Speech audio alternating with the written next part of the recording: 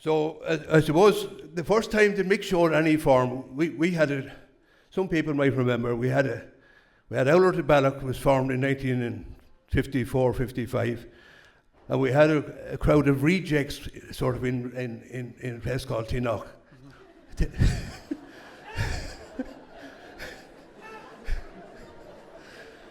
Are you hoping to get out of here alive, Robbie?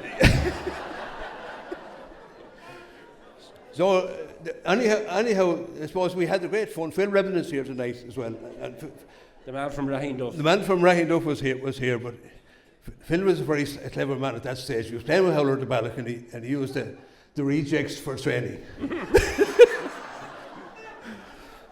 Fantastic memories. And John, would you have similar memories, or would you have some other memories different to what Martin has just said? Before I give my memories, I just want to say this was to be on 2 weeks ago, and I did a video for it. And Martin has said everything I did in that video. You have robbed... That's brothers for you, though. You have robbed my speech, Martin. And by the way, I'm not too happy with it. Okay? So the two memories for me were Mick Jacob, were the two that Martin said. If Ed would like to play me video, you'll see him in it. And I said in the 76 final he was majestic. A few times that we played away games, we would have roomed together that night beforehand. I think we actually hurled all night nearly. That I can remember going to bed, it was hurling, little small bit of farming maybe there was an odd dance as well, we were a little behind it, but I always got back to hurling. Eventually we probably fell asleep maybe at probably 1 or 2 o'clock, but it was hurling. And when you define him then, or you sort of pay tribute to him, how would you define Mick Jacob, the man, Mick Jacob, the player? Well, she's probably one of the best hurlers, a very intelligent hurler. You know, maybe not the fastest hurler they ever played, but he always made a hope with his brain. You know, he was gone to where the ball was coming before the ball ever came. And I think I never saw a better one anyway for reading the game. We played Kilkenny in the 76 in the final, and I remember I was playing on Brian Cody, but Mick made me look very good. He was playing centre field. I think I sent Cody for an early shower that day, I think he played. But you didn't send him for one today. No. Hurlers take defeat extremely badly. How was Mick Jacob in defeat as he had to rise himself up again to come back out and hurl again? Oh, he's like any of us. Like, no one likes losing, but he'd always say, we'll get on with it the next day, we'll be in the next day. And the he didn't fuckers, you said. Whichever, that's the way he'd be going. Like, and he would go through a stone wall. Like, he could play it tough or nice, whatever way you wanted it, he'd be able to play it. I would remember Mick very well. Why? Hurling half the field. He didn't come far enough up the field and we get some sort of a clout at him, for sure. Yeah. He was a gentleman anyhow. Gentleman. And you had no hesitation coming here tonight like all the other Gaels who have come here to celebrate with. Oh no, I'm delighted to be here. Delighted to be here. He was an all-star in his own right. How many frees did you win off Mick Jacob?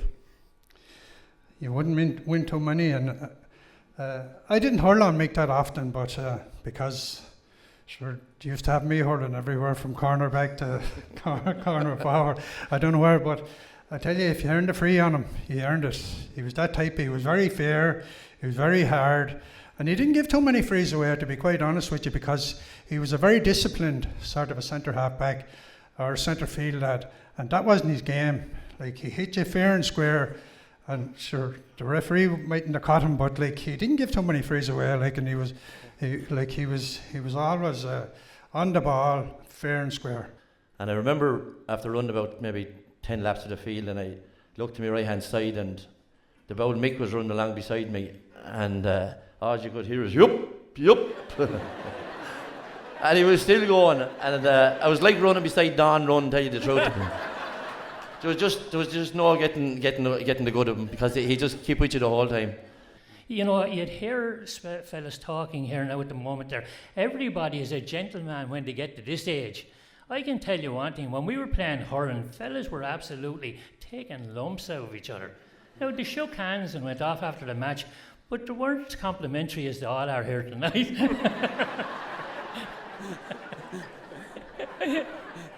running around with Wellingtons, that wouldn't have been new to Mick. He'd have done a lot of that training anyhow. I think he ran after hares or something one time. He might have been in a spot of bother over it. I remember reading something on a paper about him.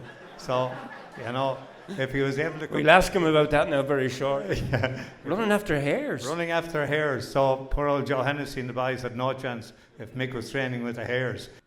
At times back then, he probably was a bit overboard. Not in a bad way, but he's giving you the stare. No, but when we were training back then, like as Keith and Stephen said, we were so afraid of Mick. Like he used to come in. Mick is sometimes humoursome.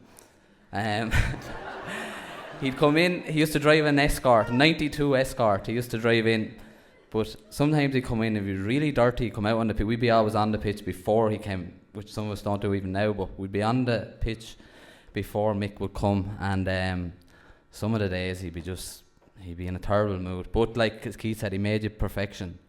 The word again. It's like there's no... When you win something with my father, it's you go again. You know, there's no such thing as stop. Like, you know, you don't stop and admire yourself. You go again and you try to get better and you win it next year. You know, if you win it next year. If you lose, win it next year. And that's the way he is.